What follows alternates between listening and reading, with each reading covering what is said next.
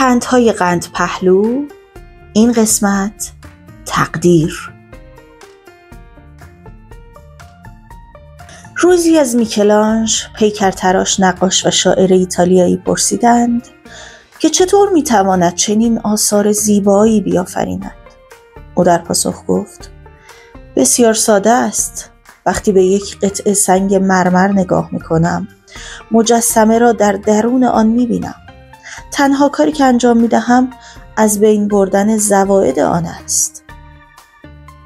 پند قصه: برای هر یک از ما مقدر شده است که یک اثر هنری بیافرینیم.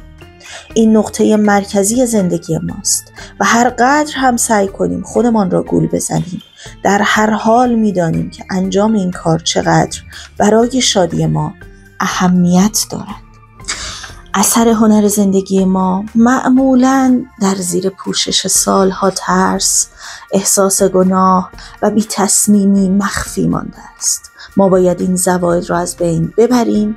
با این کار می توانیم به رسالتی که برای ما مقدر شده است عمل کنیم.